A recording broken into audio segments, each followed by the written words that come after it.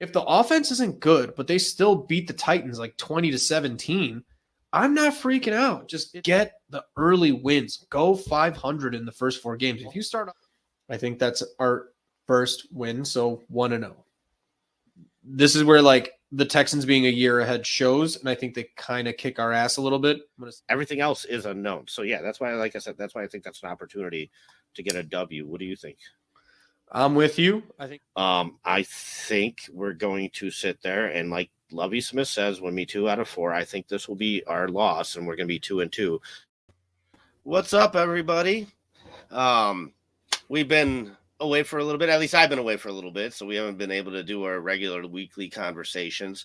But I scratched my itch a little bit yesterday. I invited J2K on for a live show. But yeah, man, I'm excited. I'm excited to talk to you again. And yeah, as you heard the little clip in the intro, I put together just a quick little recap of our preseason predictions. Listen, record-wise, 2-2, we're right on the money. I kind of did, half your prediction, half my prediction. Or I think we went 2 at a time or something or whatever. But yeah, we just had the Rams and the Colts flip-flopped a little bit. But 2-2 is where we thought this team would be. 500, 2-2 is where we're at. David, how you doing, man? Long time.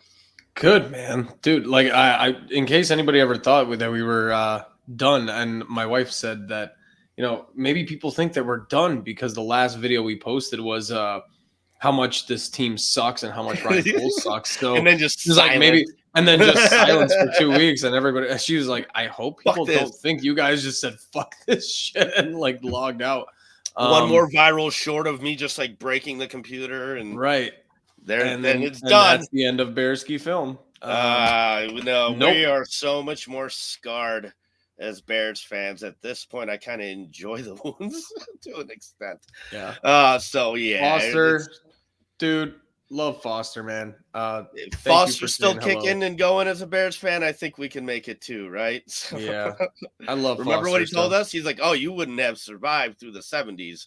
No, this fucking team. So yeah, I mean, no, but I'm good, dude. I will say I'm really glad you're back because I have been basically like divvying up my Bears opinions to like 4 different people. That's how much we bother each other about Bears football opinions. Is that like I've had to kind of like text one friend and then one friend and then one friend and then one friend just with like enough football opinions to kind of disperse how much I would normally text you about everything Bears. So I'm really glad you're back, and I'm sure those people are glad you're back too, so I don't bother them anymore about football. I've been the opposite, man. I've been left to nothing but my own thoughts. I mean, other than streaming the game and watching it and paying attention as much as I could, I was off the grid during vacation. I wasn't on Twitter. I wasn't on, you know what I mean? So it's just me and my own thoughts, and that can be a very dangerous thing sometimes. So I watched your episode yesterday with Richie and with J2K, and it was cute. It was cute. And so I have like a realistic reaction to that, and like a more of a funny reaction. While you were off, relaxing and getting away from football, people like me stuck here in the fucking trenches are still fucking pissed off, and you're all like, hey man, football's like not that important anymore, man. And it's just one part of life and we're doing just fine. And I'm like, no, this shit sucks and we should be pissed off. But no, you do get away from that compulsive obsession you have. However, believe me, man, the second I saw a guy with a Bears hat, I was like, oh, I got to go talk to that guy. Yeah. Like, wait. Bears hat? Do I see a Bears hat? I can't help it, man. It just is what it is. And like, you walk up to him, you're like, Bears. They know. You know what I mean?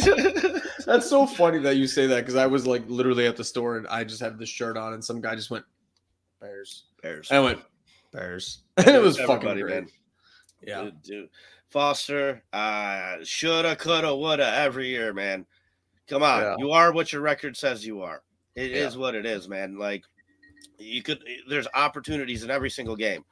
However, David, with our 2-2 prediction, we both predicted them 9-8 too, winning and losing different games along the way. But like I was saying, we also said, hey, if you do overachieve, you may get to 10-7. instead of 9-8. You know what I mean? Like that might be the high end. So look at a game like Houston, 6 points down, a minute 30 in the fourth quarter. Like I know it's the kid's second game. I'm not expecting him to drive down the field and get a touchdown. But damn it, if you drive down the field and get a touchdown, you could check that one off the fucking list pretty early on and feel really good about yourself. And it's an opportunity. And if you get and capitalize an opportunity like that, that's the sneaky win you get that pushes you over the top. You know what I mean? And those opportunities are few and far between. I'm not sure how many they're going to, have like that. But that was the one thing that kind of stuck out to me where it's like, man, like that's kind of what I wish would have went differently. But when I saw the pathetic drive end in an interception pretty quickly, I was just like, yeah, that's the growing pains. It is what it is. Yeah, I had a conversation with somebody I don't necessarily agree with too much about football because they're like, a Justin Fields should have been here, Stan, trade back.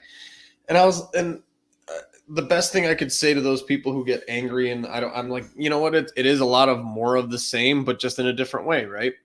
So, you've got your silly fumbles, but instead of scrambling around and getting a fumble, you've got a guy standing in the pocket, arm cocked back, ball gets knocked out, fumble.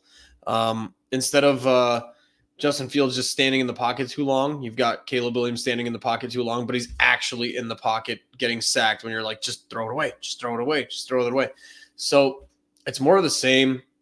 You can say the shoulda, woulda, coulda games all day. We should have won against Texas, against Houston, but we should not have lost against Indianapolis, and that's where your 4-0 comes in, Foster. But you are what your record says you are, man. Like you could have snuck out a win against Houston, but you easily should have lost against Tennessee. So yeah, these things even out. They're fucking balanced, and that's what happens. And you are a 2-2 super mediocre fucking team. And I think Foster hits the nail on the head right there, though. That's the thing, though, is the difference is time.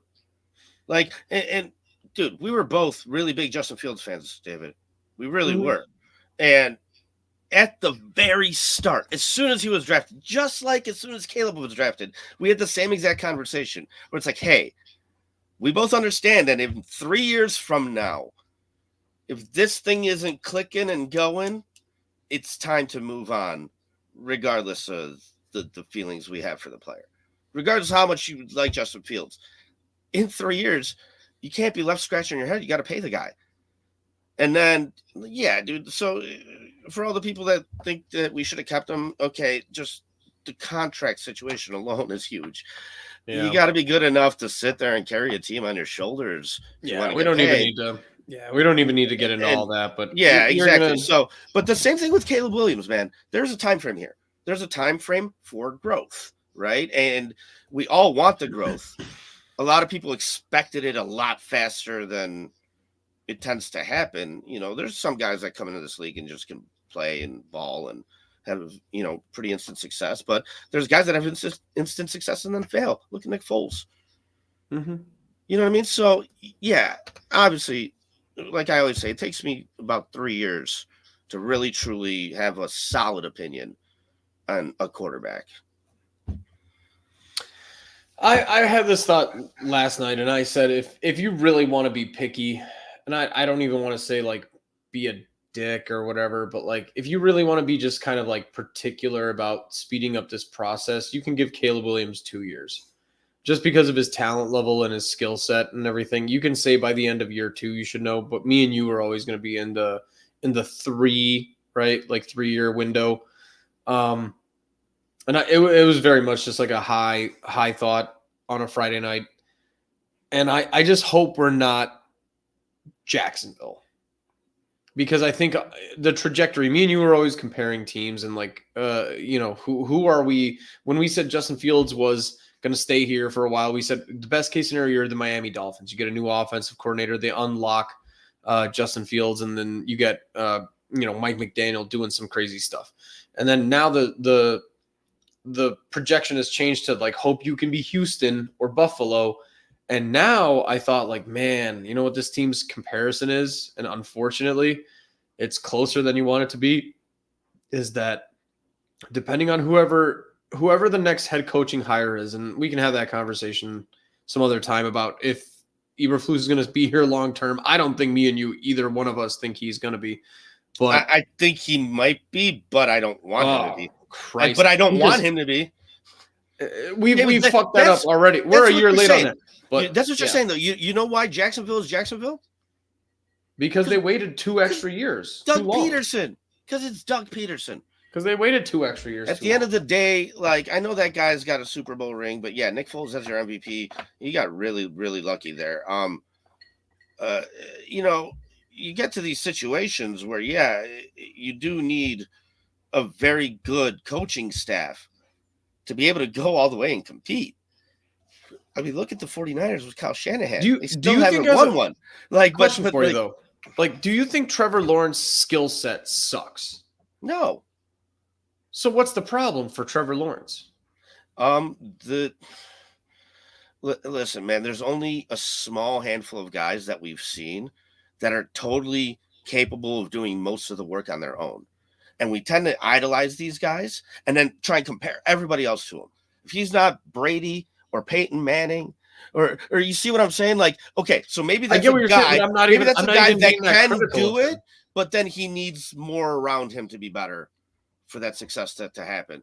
I'm not even that critical of Trevor Lawrence, though. Is my point is we always compare like a trajectory of a team to where the Bears are at because that's the best case scenario or the worst case scenario. And usually we go with best case scenario. Hey, best case scenario, you're Miami or you're Buffalo, right? Or you're Philly or whatever. And right now, my trajectory of the Bears is you're more likely to be Jacksonville right now than you are to be one of these great teams or whatever. Caleb might overcome all that because Caleb is that fucking good. And you can shit on Caleb all you want. All I've seen is just absolute elite quarterback play from that kid. But there is a possibility you Trevor Lawrence him. And that's why I was asking you, like, hey, is Trevor Lawrence's problem the skill set? Or what is it? Because Trevor Lawrence isn't a bum. That guy is not a bad quarterback, but he's just not performing well. So I don't know. But like I feel like the trajectory of the Bears right now, if you're talking about Shane Waldron, and we can future plan later on in this episode if you want to, but future plan wise, depending on where they go, man, that you're more Jacksonville than you are anybody else. David, what was Baker Mayfield's problem? Oh man. Great question. Inexperience, no patience, high expectations. Yeah. All things that are beyond his control, right? Yeah. He said he wasn't having fun playing football anymore. The player took Sean McVay. Well, yeah. I mean, you got to be obsessive to really have fun. It's weird, man, because the sport is filled with so many ups and downs. You got to be so thirsty for those highs. And like, there's some guys that we've seen, you know, look at Brady. He 45 years old, still out there playing. Like, yeah, it wasn't always fun, but no, it's like, it was worth it. It's satisfying, I think.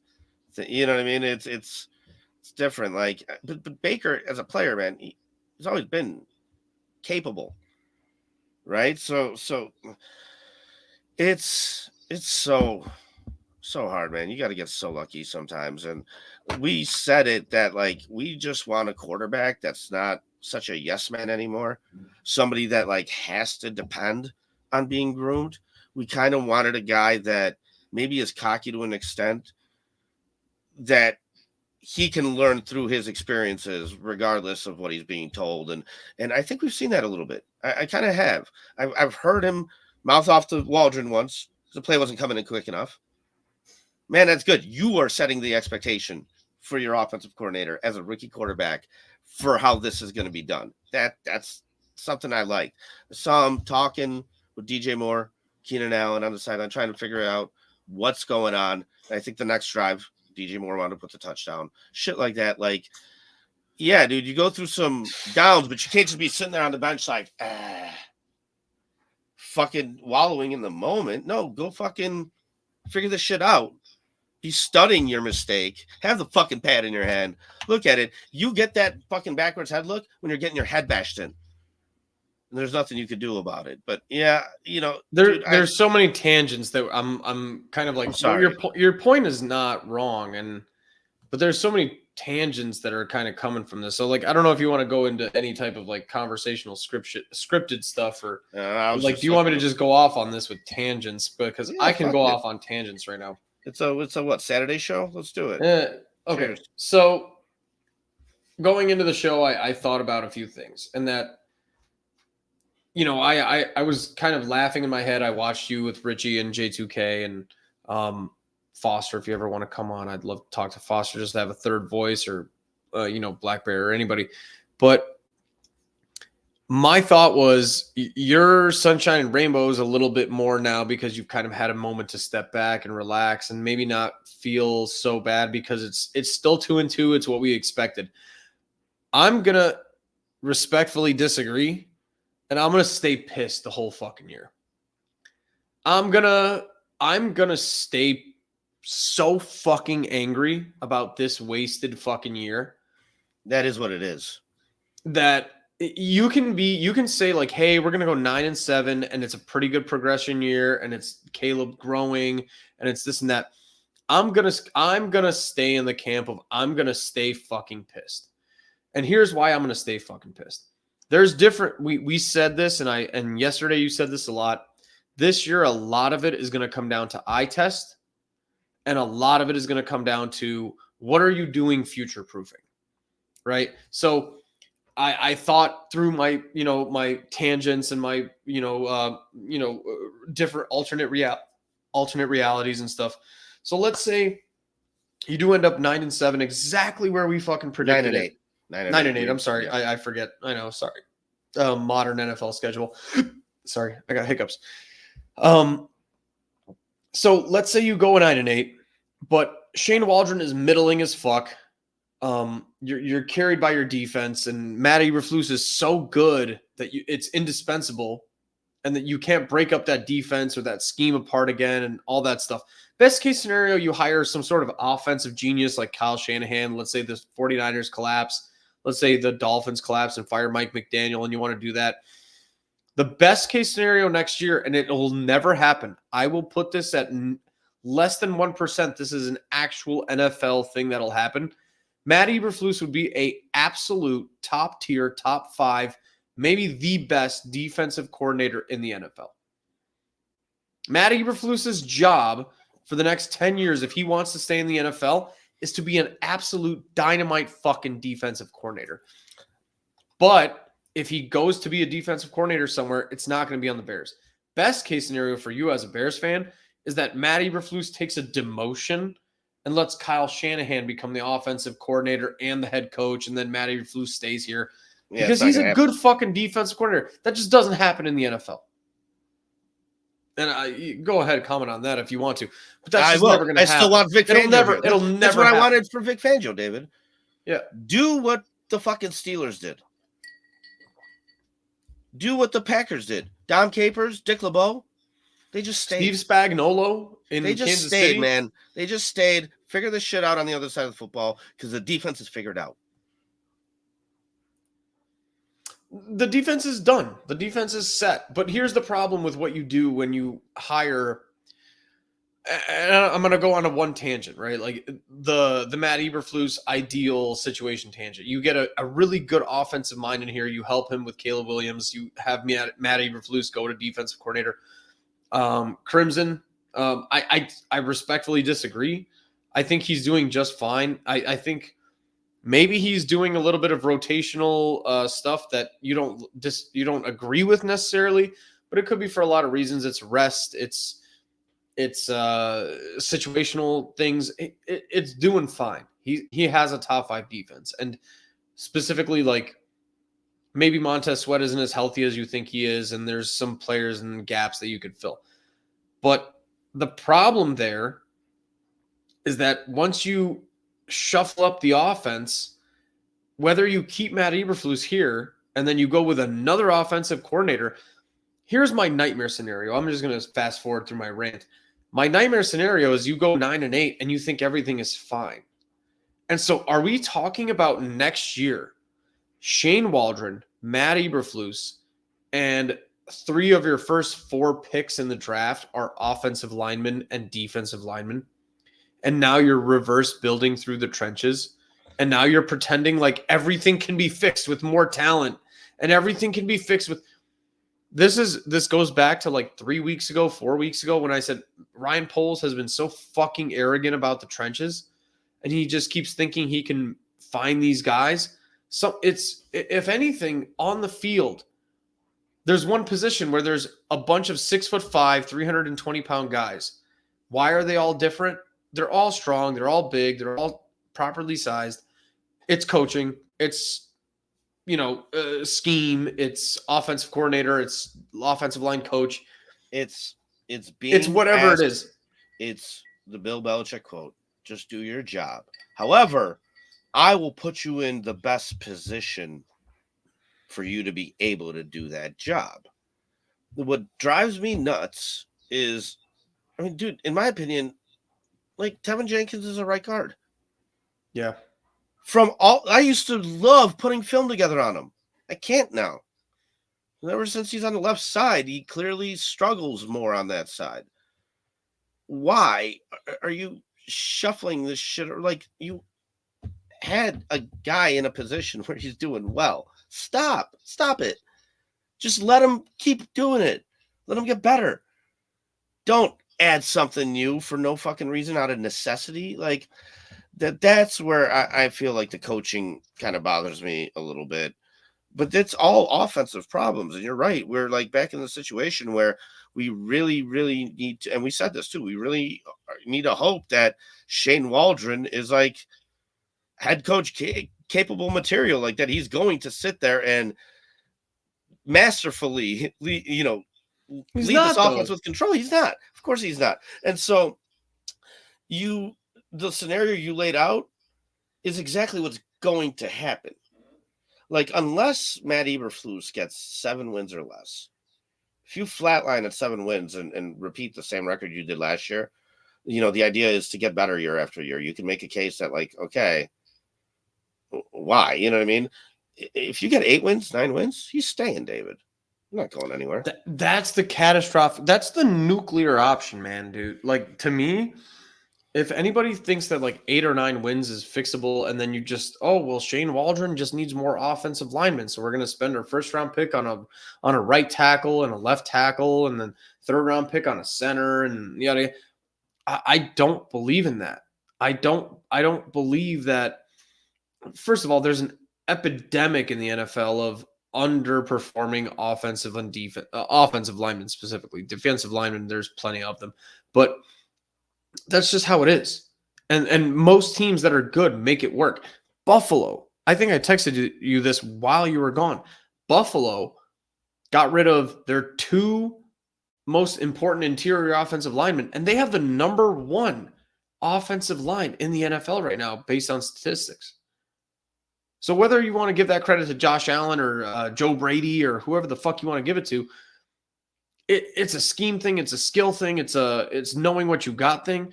And I don't trust Ryan Poles to figure that out. And I definitely don't trust Matt Eberflus or Shane Waldron to figure it out. My doomsday scenario, my nuclear option is if Matt Eberflus and Shane Waldron are here next year with more draft picks, I think you can just like chalk this up as wasted 2 years. This is 2 years wasted. I was listening to you yesterday. Is it Super Bowl or bust, man? It is. And that's why I've like come to terms with it.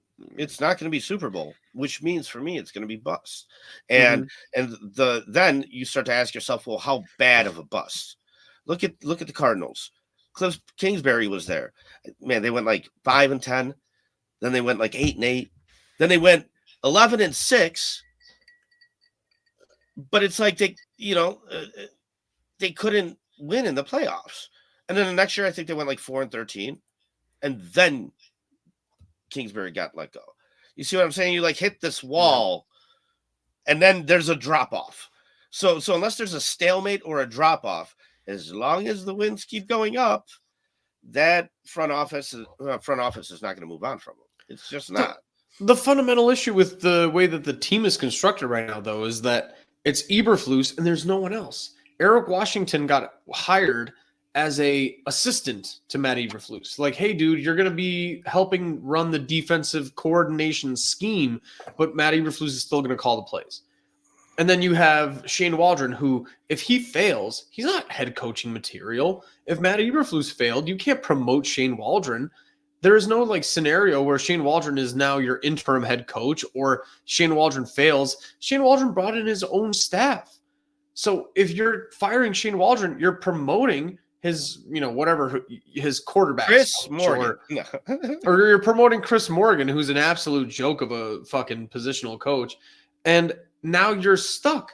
So now you're stuck with Matt Eberflus and there's no other option. Where let's say this year goes not too great. You can fire Matt Eberflus and you can say promote Cliff Kingsbury and then let Cliff Kingsbury hire somebody as a defensive coordinator next year because the offense is chugging or whatever. And I'm not even saying that Cliff Kingsbury is going to be a great head coach again, but I don't think he was necessarily the problem in Arizona. I think Kyler Murray being a diva and not really getting on the same page as Cliff Kingsbury, that was more of a situational type of thing being a problem. I don't think Cliff Kingsbury was ever a problem. And then you have, the Clint Kubiaks of the world and all those people that you didn't hire, but you interviewed twice.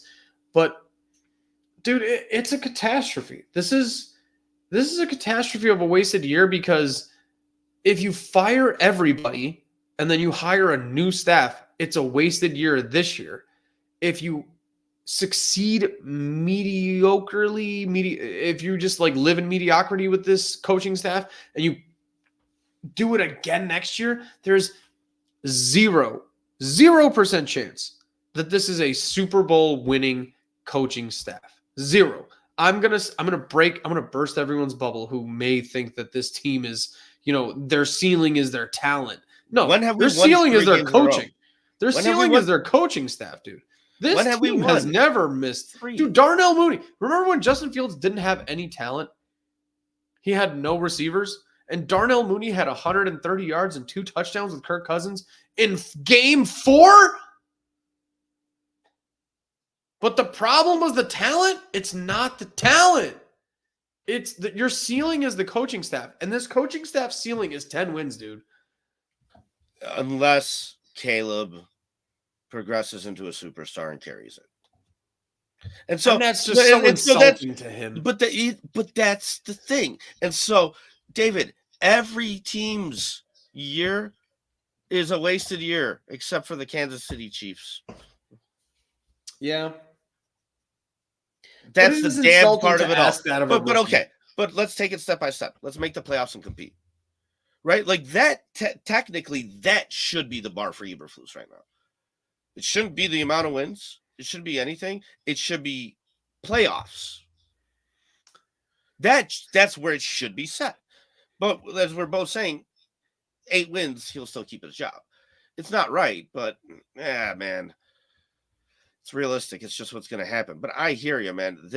I would have loved this team with Jim Harbaugh right now. I would have really. Oh my God, dude, it'd be so good. You'd probably be 3-1, 4-0. Possibly, yeah. You had the opportunities to be so. So those are the guys that don't allow mistakes to repeat, like those stupid fucking flags and. Dude, just putting video together the last couple days. So many short drives, so many just 3 and outs, flags, penalties, sloppy performances. Like when that stuff repeats, you look at the head coach. You can't have that. And I know there's plenty of excuses to be made, but fuck that, man. It's the NFL. Set the bar high. Yeah, but you know what I mean. You're only making excuses when you mess it up. Go out there and do it damn right.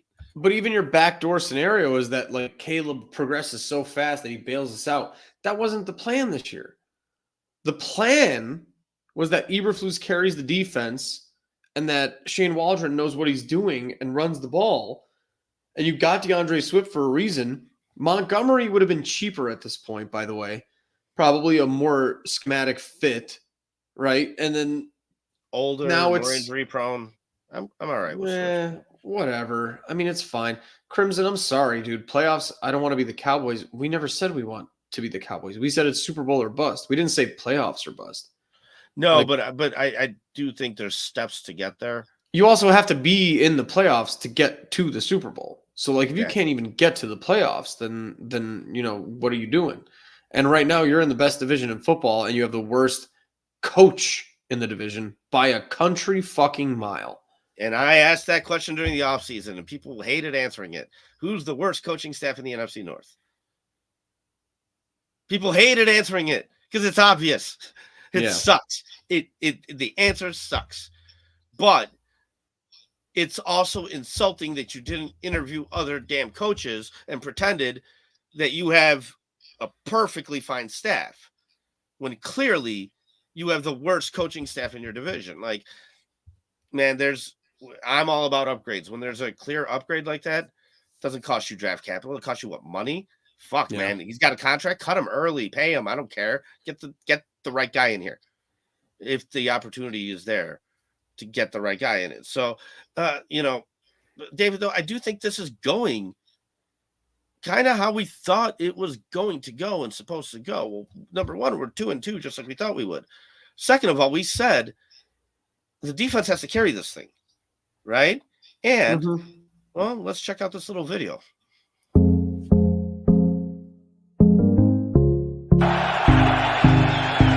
Levis, down he goes. This illusion of pressure, and then they let their front four take over. Here it comes. Great blitz pick up. Right guard who just went in. Spears has to go across and make the block.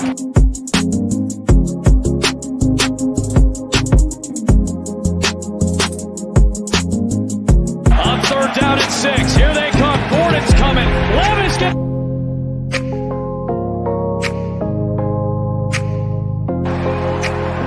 And Levis just falls right into his lap. It's picked off. Tyreek Stevenson will give the Bears the lead. They need to get to midfield. Levis. The left guard, Skronsky, who gets walked back.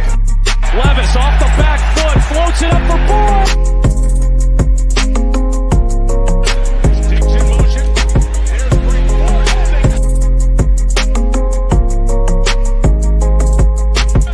In the fourth quarter. It's 3rd and 10. Stroud's in trouble. Down inside, boy, they have been really excited about him. His athleticism, In trouble. Hill. they'll bring in Sanborn off the edge. Comes off the pile with Lucas Billings, who got his Richardson hanging in there, now in trouble. To let the play go. Sweat grabs it right here, and a whistle had been blown. Branson goes in motion. Richardson moving left, throwing.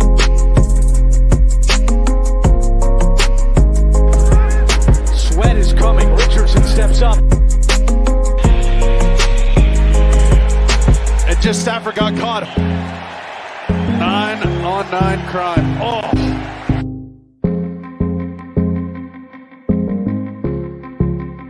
Dickinson right there, 86, and then Whittington even comes across to try and work the whole field, manipulates the pocket, and then takes another shot.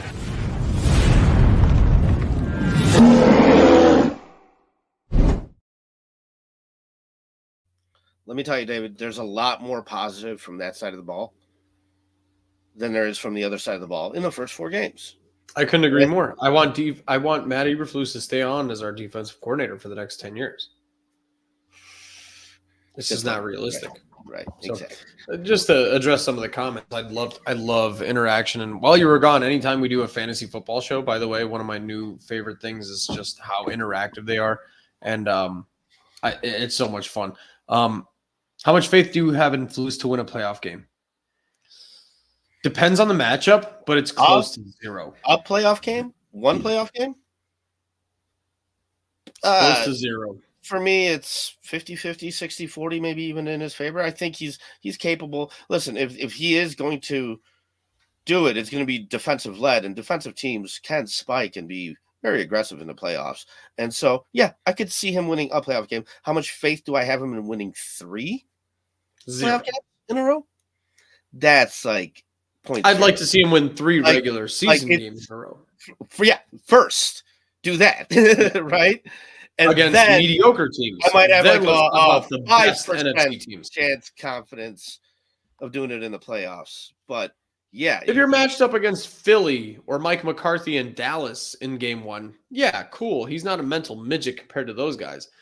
I'll say when I'm wrong. I thought he was going to get absolutely mentally dominated by Sean McVay this week. He didn't. It was a closer game than I really expected it to be. Sometimes the physical talent and the physical abilities are going to, overcome what the schematic stuff is. And this isn't even a complicated defense. They're just playing excellent football. Dante, there is a chance. It's just very small. Like, And a chance to do what? I wouldn't bet on it. You see what I'm saying? If I'm going to put my money where my mouth is, I'm not betting the Bears to win a Super Bowl. Right now. Can we acknowledge, like, you can respond to this? Are you not the 4th best team in your division? Like, clearly? It was supposed to be the Vikings. Right. Them being 4-0 is the worst thing that happened. You are by far just obviously the worst team in your division. And it's not even because you're that bad. You'd probably win the NFC South. You'd probably be competing in the NFC East. But at this point, you're probably the worst. Dan Campbell, I'm not a fan. Ben Johnson, their offensive coordinator, is a stud. That's why they're still very dangerous. And then I need to address this one. Oh, sorry. Go ahead. Keep an eye on Kevin Warren. He does not strike me as a patient person. Respectfully, Gentleman and Foster, Crimson, agreeing with Crimson.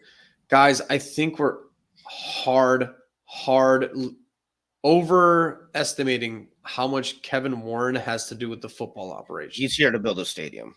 He's here to build a stadium and move the team. That's his main job.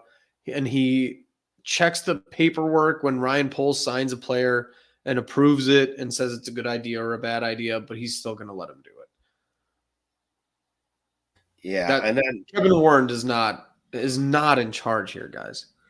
And then, how would the Bears have played if they were missing DJ and Keenan? Well,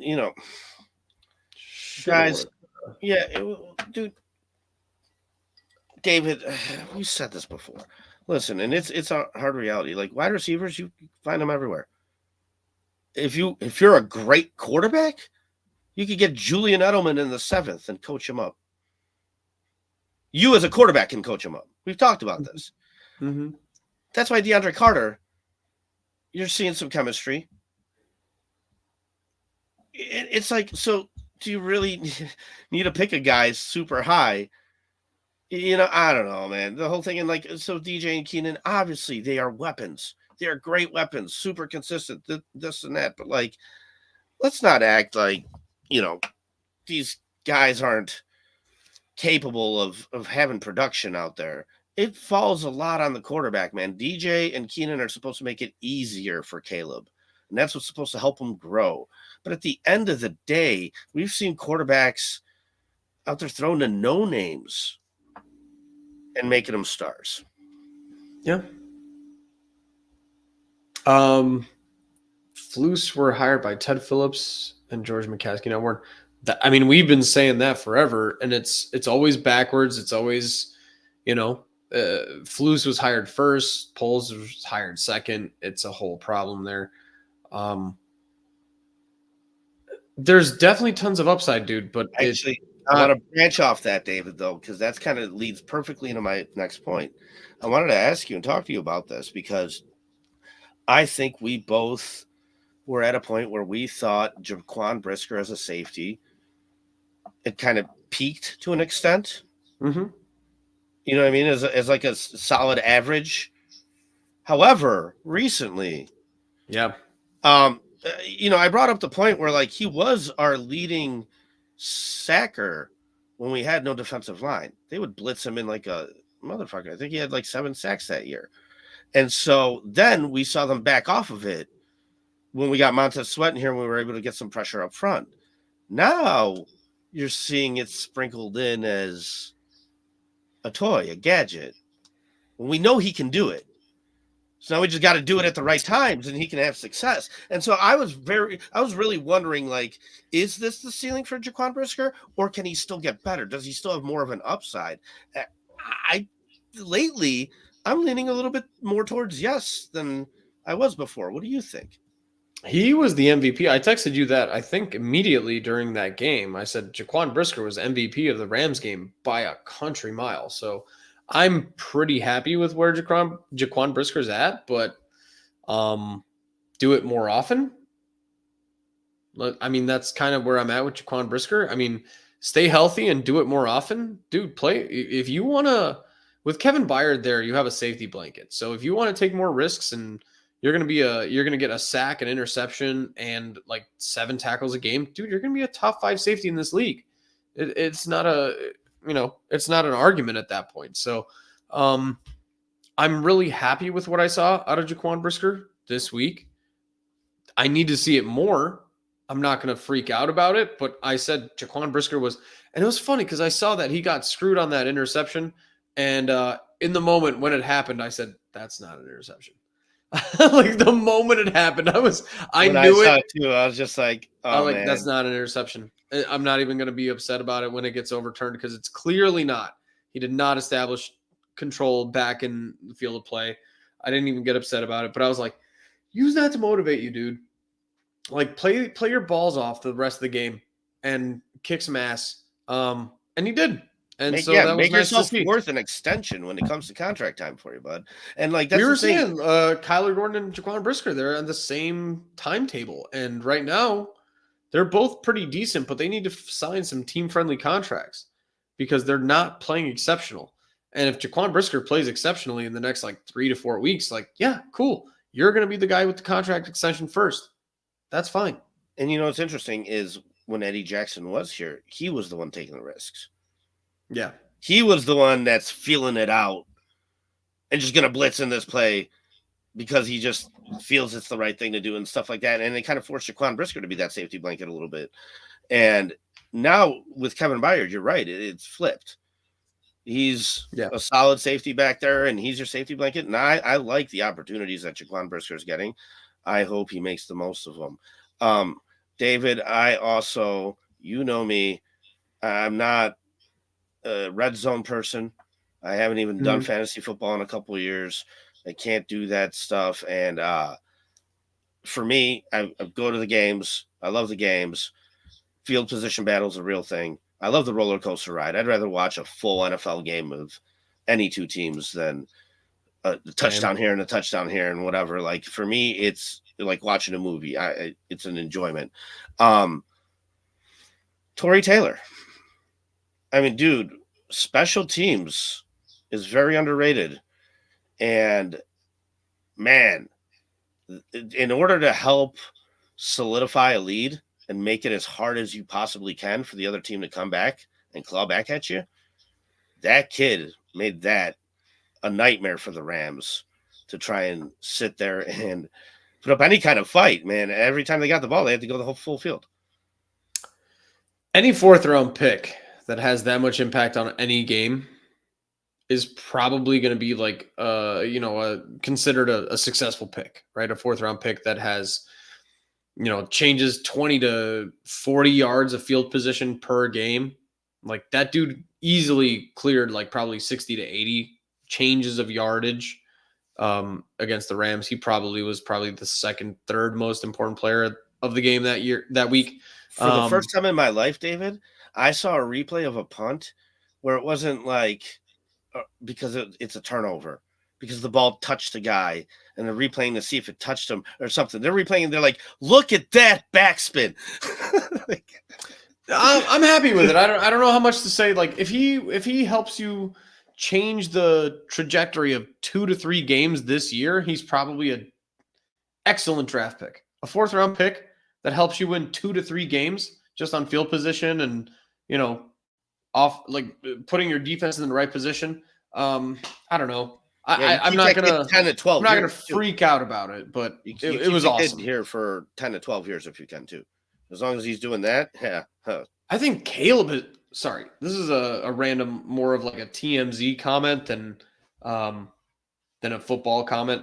Caleb buying a $13 million house in Chicago tells me that he's ready to be here for forever. And but these ready guys buy and sell houses all the time. Though, but they buy like $6-7 million houses, dude. He bought one of the nicest houses in Chicagoland.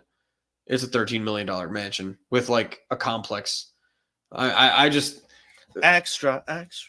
we can talk about this, but like I have on a scale of 1 to 10, what your concerns are. Caleb to me is a fucking -2. Caleb is not the problem here. He is not. He is excellent. He is talented. He is mentally there. He's probably the best quarterback I've ever. Like, I hate that as Bears fans, we've just been so conditioned to not feel like he's so good. He is so fucking good. Before I left for vacation, like you said, we made these videos like, man, the O-line sucks. Nate Davis sucks.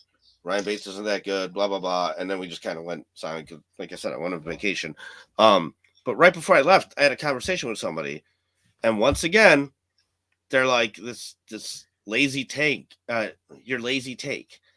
Go ahead and jump on the narrative bandwagon. You want instant gratification. I'm just like, no, not when I've been saying it for a year and a half. I've been concerned with the coaching staff. Now that it's come to fruition, and I get to be like, look, it's not happening. It's not instant gratification I'm looking for. I've been looking for this gratification for a while now. It's just instantly starting to fail you. Yeah. You know what I mean? And so like, no.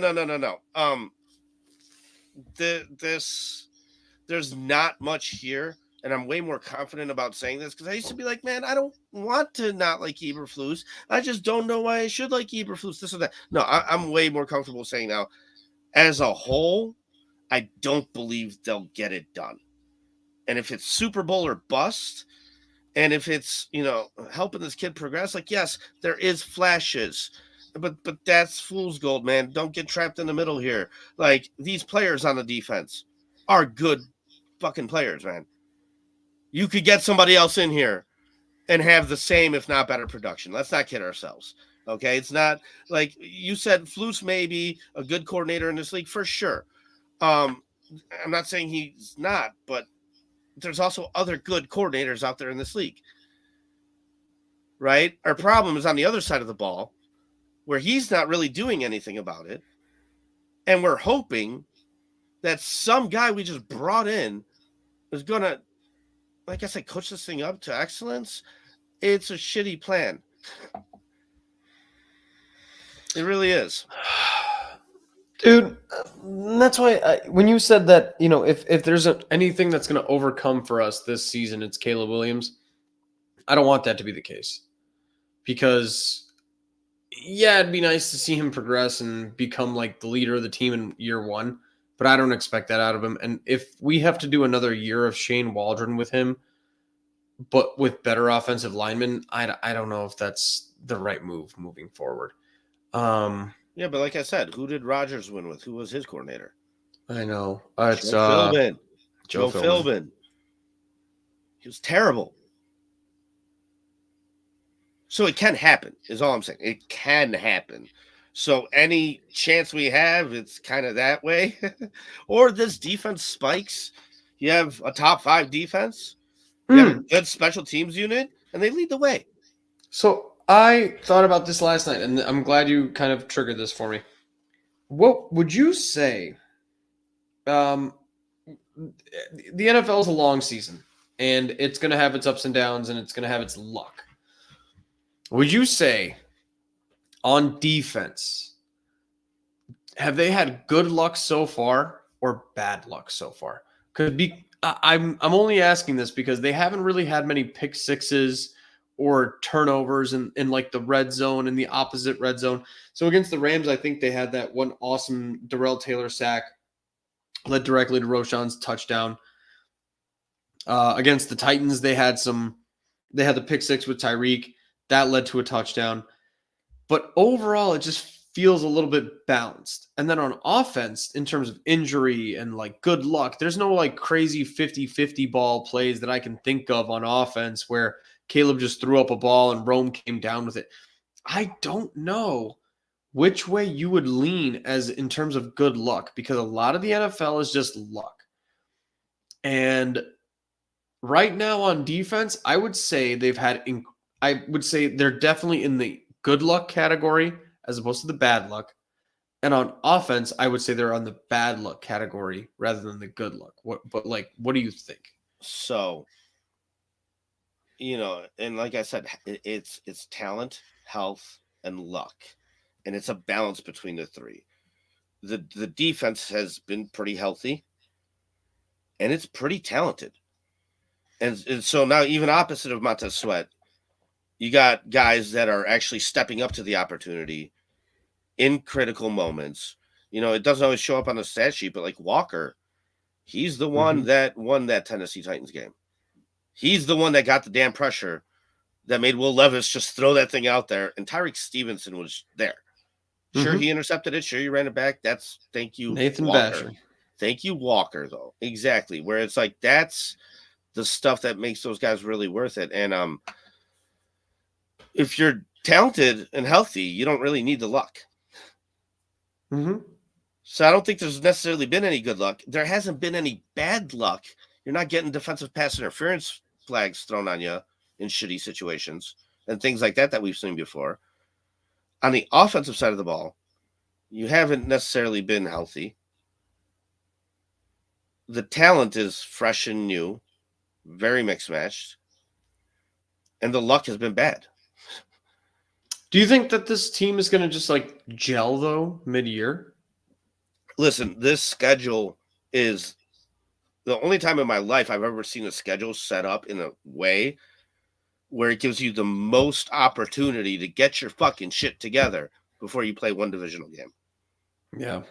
Right? We got 8 weeks. We got 8 weeks to become an average offense. A friend of mine was telling me, like, oh man, you should start Ryan Bates in Jacksonville because that's the week he comes off IR. I said, if you need Ryan Bates to beat Jacksonville in London next week, then you're in trouble. And secondly, if he's not 100% and your bye week is the week after, before the Commanders, then you need to rest that motherfucker, because look at the home stretch coming down the line after week 8. Where you have to play, and I hate to say it, you might go 0-6 in the division. Is it not realistic? Dude, the worst luck of all that we've had is the fact that the Vikings are 4-0. That's bad luck. I think they're gonna have a come to earth moment. I don't think that shit's gonna last. There's gonna be a bubble burst there somewhere, but again, it's not. But this is you could easily go 1-5, 2-4. This is what good coaching. This is what good coaching can potentially do for you. Yeah. From time to time, when your shit's all fucked up, at least they can string together some wins. There's nothing might that not Sam last. Darnold. There's nothing that Sam Darnold like, isn't doing that Caleb Williams couldn't do too. But that's a flash of their good coaching, David. You want to get really angry? You want me to like prepare you for some anger? Wait till it's JJ McCarthy for the next 7 years. Yeah, no, for real. And so I mean, people aren't mentally prepared for that yet. But like, you want to talk about if JJ McCarthy hadn't torn his meniscus this year, and this was JJ McCarthy doing this, and then you want to hear that narrative being built of like you could have traded down to 9 and gotten, JJ McCarthy plus this, that. But some of these young guys actually press a little bit more. I think some teams that are built in certain ways, when they're very balanced and when you do have a lot of things going right around you, you don't need that quarterback to be your hero. And I think some of the more veteran guys in this league kind of get that. I mean, you're seeing it with Baker. You're seeing it with Sam Darnold. You know what I mean? And now you're seeing I get it. Now you're seeing it but with I'm saying Red Rocket. The narrative. Now you're seeing it with Red Rocket, which brings me to my next point. Carolina's next. And you read my mind. And they benched Bryce Young, which might be the better thing because, I don't know, Andy Dalton's looked all right. So what do you think, man? Red Rocket is a dog boner. Red Rifle is Andy Dalton's nickname, but no, I know what his nickname is, and I call it Rocket on purpose. Okay, yeah, the That's Red Rocket. very intentional, David. You know, yeah. Yeah. So wait, real quick, we're too pessimistic. Let's wait another month. I fucking hate that. I'm done being told to wait, man. Like, I'm not waiting. I haven't. What? I haven't been waiting since 2018, since we made the playoffs. Like, dude, no. But no, honestly, like, what? Wait for come what? on, man. This was where's your expectation level at? That's the difference. My expectations are high for my favorite football team, and when they don't reach them, I'm disappointed. It is what it is, and the it's other like part of that, Super Bowl or damn bust, man. That's what we got to. The other part of that is we haven't changed anything from week 1. We watched week 1 and we said, there's no fixing this mid-year. There's no like magical person to come in and figure this out in the middle of this year. That's why this year is so, it pisses us off, because this is a lame duck year that, real quick, Foster. Apparently, Dave Tepper's girlfriend is an excellent GM. So, yeah, I don't know. Like, we'll see about that. But well, no, the point is like to say like we're too pessimistic this year. Let's wait another month. Wait for what? Wait for what? Wait for more gelling. Wait for more Ryan Bates. Wait for more Shane Waldron to stop being Shane Waldron. Wait for more mediocrity. And like this hopes. Dude is this dude. The only hopes you have in terms of a month from now is Caleb Williams has taken the job away from Shane Waldron, started checking a lot more plays at the line. Like Caleb Williams overcoming his fucking coaching staff in his rookie year. There's clear. Like, what are we waiting for? Ryan Bates to take Coleman Shelton's job? Man, dude, what are we talking about? What are we waiting for? We predicted him at 9-8. We're not happy about 9-8 though. Like, it's not where I want to be. It's where I think they'll be. You know, it sucks, and that's why it sucks, man. Because my expectations are higher than that, and so at the end of the day, we're going to win just enough, like you said, just enough to fool ourselves into riding this thing out a little more. But I'm telling you, which would be the worst case, because then you're wasting another year in a row. 3 playoff games in a row that you have to win. Sure, man, you're really hoping on having an excellent defense to carry you through that. I just like miracle defense, like Baltimore Ravens, Tampa Bay Buccaneers, like pick sixes left and right defense. Yeah, and I mean, and they've shown flashes even last year that are capable. You know what I mean? But I mean, I'd be happy with it. Don't get me wrong. I don't bank on that. Yeah, I just don't feel that this is, I don't know, that this is going to work.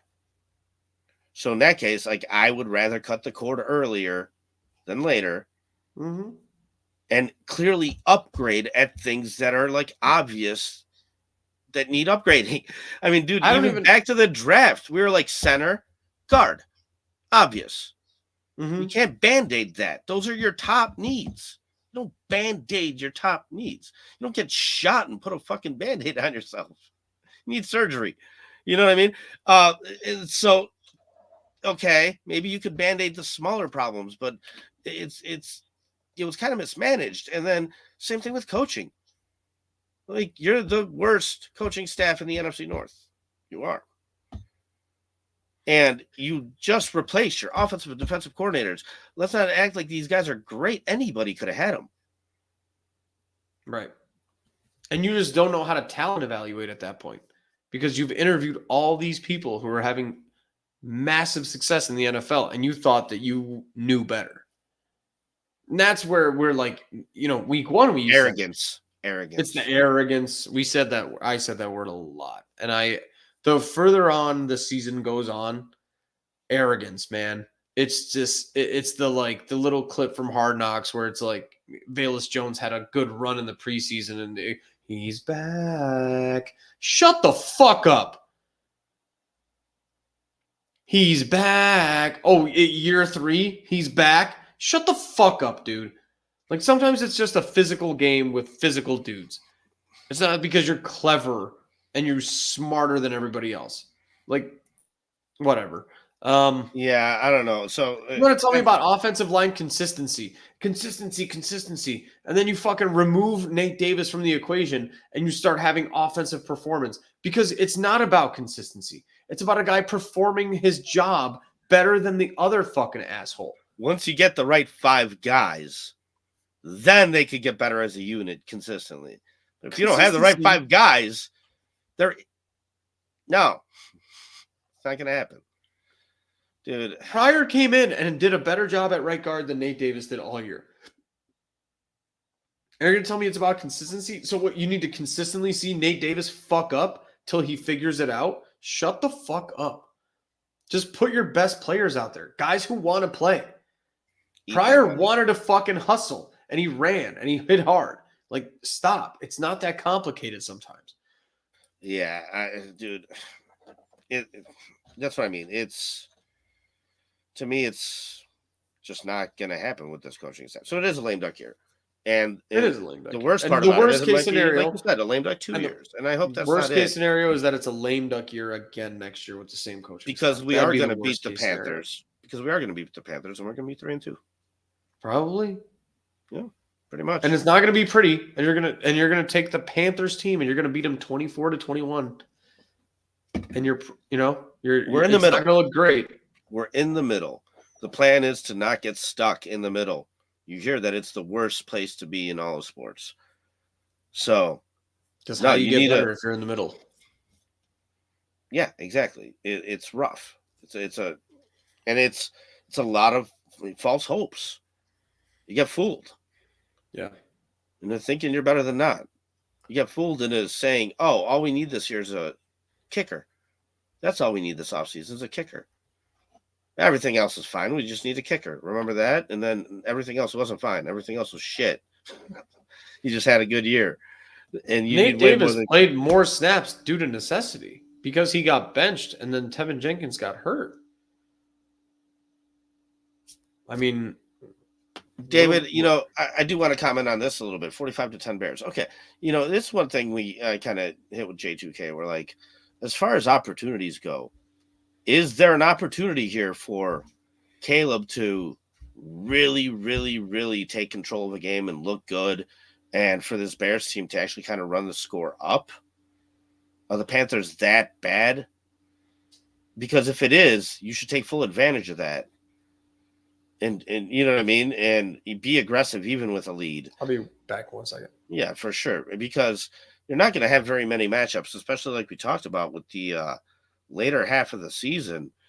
It's the worst is to come for sure, right? So this is probably going to be one of the easiest matchups you have all year against the Panthers. And with traveling to London next week against the Jaguars, that's going to be a bit of an uphill battle just due to the situation. But I do feel that against the Panthers, there is an opportunity for our defense to eat and produce, and for the offense to actually fire on a couple cylinders here.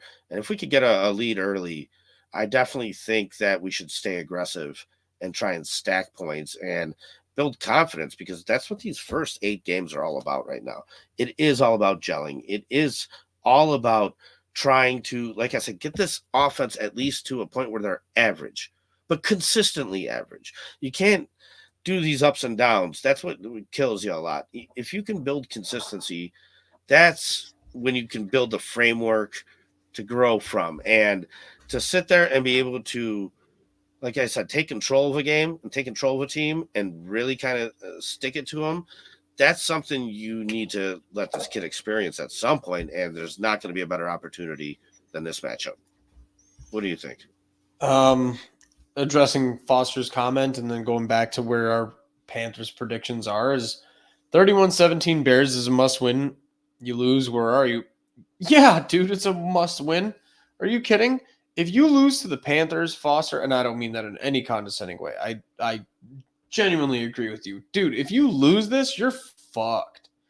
So My worry is that this defense is much more bend, don't break than you think it is. And that while I like the idea of the Bears dominating against the Panthers, I can't see it. And Paulie, like you said, I wish, I hope, I pray for a breakout game for the offense and to come out and just absolutely like dominate a game for once and just there's no worries from the start to the finish. 14-0. I don't know if that's ever going to happen this year. I don't think you're ever going to, because when you get a 14-0 lead, 21-0 lead in any NFL game, it's usually a schematic thing. And I don't think you're going to ever walk into a game schematically thinking that you're on top. Ever. The only way that happens is you score a touchdown, first drive of the game because you got, your first 15 plays were well executed, scripted properly, blah, blah, blah.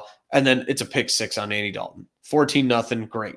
Like that's possible, but that's the only way that you're seeing that 17-0 happen against the Panthers.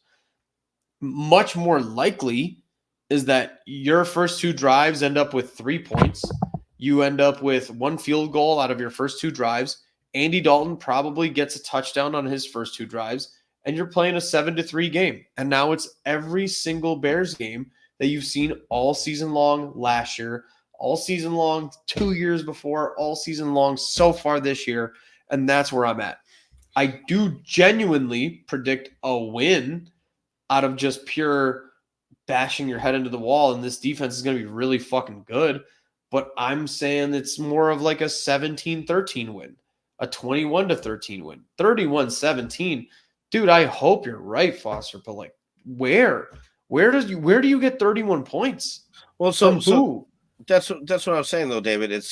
Listen, these opportunities come, and it's not always against the worst opponents. Even the good teams have bad games.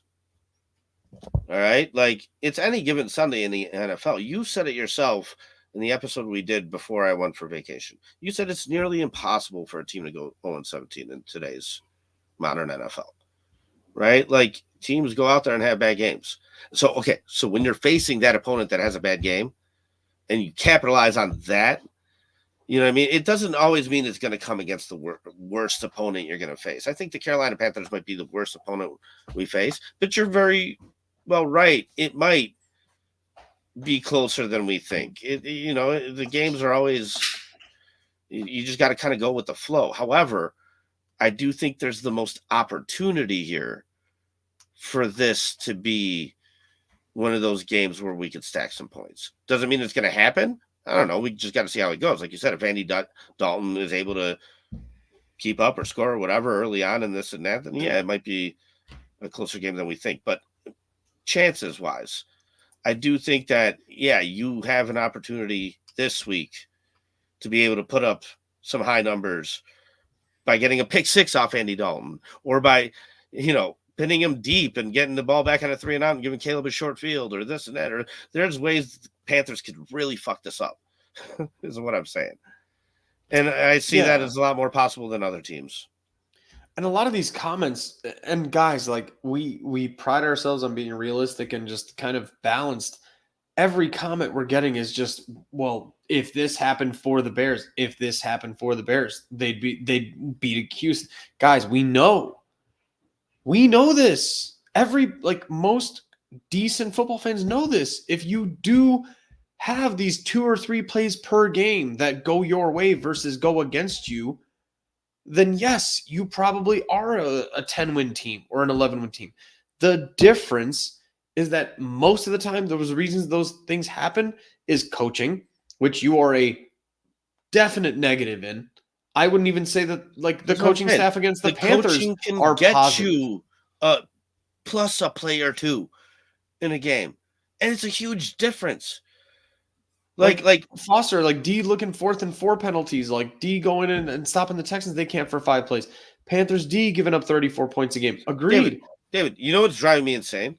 Multiple double-digit lead losses. Of course they did. No. Please, they David, gave them up. It just is what it is. David, Anthony Richardson, forward progress as he's fumbling the ball. Oh, absurd! Awful call. When? What? Awful call. We know this. What It has was nothing- that? Can you explain to me? Can you ever show me that play like that where he actually just winds up getting sacked or something? But they're like, no, it was forward progress. What? What? Of wait, course. What? Guys, but the same way, like Jaquan Brisker hitting whoever it was last week out of bounds, Tutu Atwell. That was Kyler not a Gordon. fucking late hit. Kyler Gordon had what? A pick? Was it a pick six or a pick called back? It hit the ground. Yeah. It happens. It's on the all ground. these like weird little kind of. Yeah. So wherever you know- you can get an edge, wherever you can fucking upgrade, But you these are not do things it, that man. you can depend on. Saying a ref's call is the reason you're not 4-0. That's not why you're not 4-0, dude. I would love You could that, be for that to 4-0. be- Like a ref's call to make you, lose within 3 instead of 10.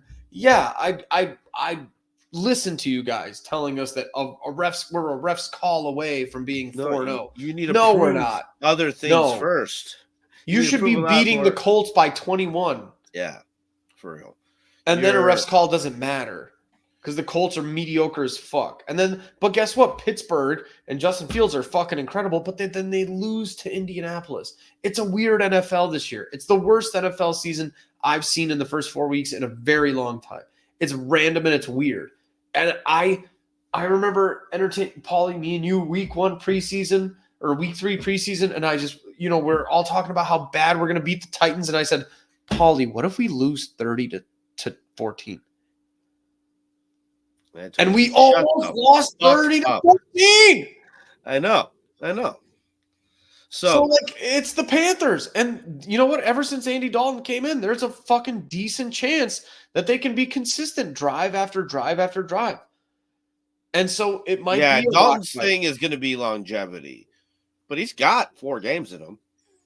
100%. And he's not a bad quarterback. But he's not going to do it all year for you. Is what I'm saying.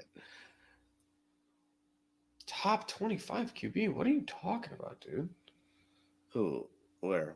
Put it up. TB 17. I'm not. Week before, no. Oh, yeah, no, whatever. I mean, It's whatever. Clearly, I'm a not Tyson gonna- don't Bagent. even post that. Tyson Bagent guy, which, listen, We love Tyson Bagent. I get it. But, yeah, it's with the amount of issues going on the offense, I don't know if Tyson Bagent would be good enough to be able to overcome those hurdles. You need somebody who's a little bit special athletically to get out of some of these offensive line problems that you have. This is the best You know what I question mean? so far. This is the best question we've had since we've gone on the Panthers prediction bandwagon. If you want an official Panthers prediction, by the way, I say it's I don't know, 20 to 17 Bears. It's much closer than everybody thinks. I'm It's like 20 to 17. I'm like 27-14. That's massive. It is. I'm Yeah. feel good about it. I'm at 20 to 17 Bears. Will this offense get better this year, and by how much? Why would it get better? And I'm not being rhetorical there. I'm going to answer it. I'm going to walk it through. The reason they get better is if Ryan Bates comes back and he is a let's say a 20% upgrade over Coleman Shelton. Let's say if Coleman Shelton's a 5 out of 10 and Ryan Bates is a 7 out of 10, yes, your team is going to get better. Caleb, and just based on what he's demonstrated, that dude has one of the craziest learning curves I've ever seen of a young NFL quarterback, maybe in the last 5 years. He is adapting and learning so fast. And it's one of those things that I can't stand. It's like, oh, he sucks. He's not as good as somebody else would have been and blah, blah, blah. This dude is learning week to week faster than any quarterback I've seen in a very long time. This dude is a fucking baller. If Caleb fails, it's purely on coaching and supporting him as a player, because on his own, that dude is a top 5 quarterback on most NFL teams. Yeah, so like to stick to the question, how do they get better? No, Caleb will still get better. Period. Caleb will. Get better, period. And here's your answer of how this offense gets better this year. purely, is Ryan Bates might upgrade you at the line position. But again, if we're talking about good luck, Darnell Wright is moderately healthy. Braxton Jones is moderately healthy. Tevin Jenkins just missed his first game. Like, you've had pretty good offensive line health overall. It's not been a catastrophe. Ryan Bates being Keenan your one Allen. injury. Keenan Allen. That's Yeah, what I'm saying. whatever. There's like whatever. there's places your offense has had bad luck. I'll we're give not it to you firing at 100%. Okay. The way they get better is Ryan Bates is a slight upgrade, and Caleb Williams takes more control away from Shane Waldron and basically overcomes his coaching inability. That's how I would say that the offense gets better this season. The way it gets better is he understands the offense more. He calls out Shane Waldron for his bad play calling more, and he takes more control. Caleb Williams is going to be more important than Shane Waldron by the end of the year because that's what's been demonstrated. Shane Waldron, if left to his own devices, would be playing Gerald Everett, would be playing no Kari Blasing game and no full I formation shit. The reason you won the Rams game is because Shane Waldron got bullied into playing a different version of football than what he wants to do. Shane Waldron's opinion is the worst thing, and if he's not being checked, it's going to be worse. That's how I feel. Because throwing Doug Kramer in there is not Shane Waldron. That's Matt Eberflus. That's the public media, public pressure, bullying, whatever you want to call it. But Shane Waldron, left to his own devices, is not the guy. David, I love making analogies to stuff. And, we usually stick to football.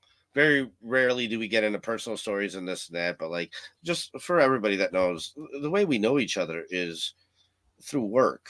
We worked together 15 years ago at a restaurant, and I was the manager and you were an employee there. And, it's funny because we both love the show The Office, where the manager is clearly the worst guy.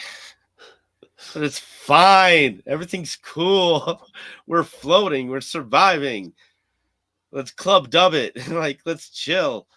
And it's just hilarious because that strive for success in any working environment, in any job, because that's what this is for these guys. It's infectious.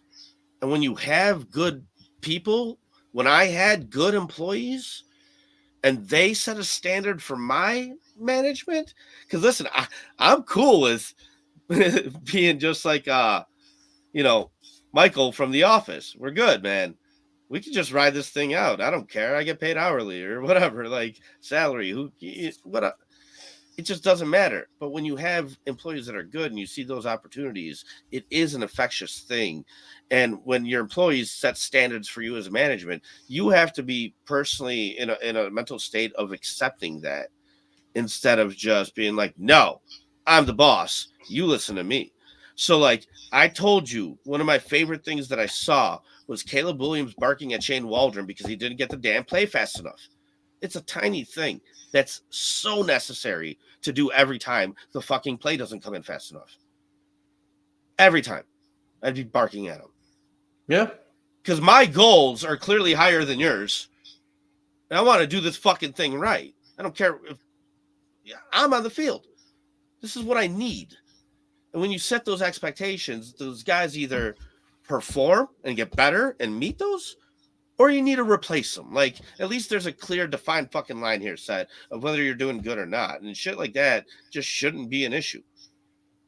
That's why, my hope for Shane Waldron is that, dude, what we're talking about is more like a therapy session than Shane Waldron being a better football guy. You need Caleb to be that kind of an asshole.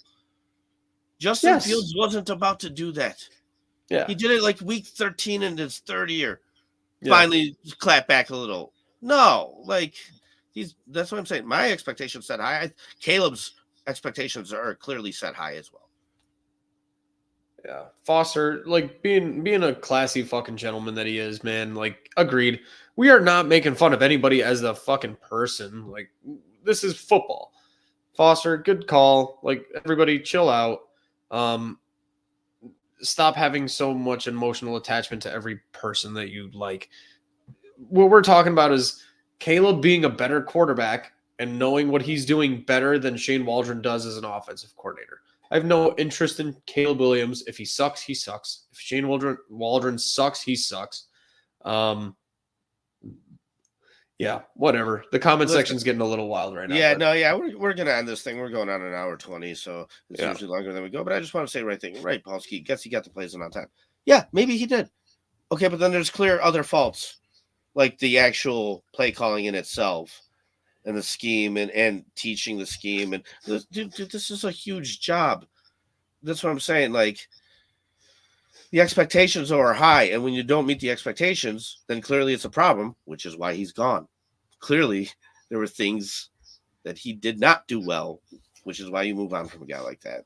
Man, but my expectations are always very high, and for this team to be able to do what I want them to do, we're going to have to get pretty lucky.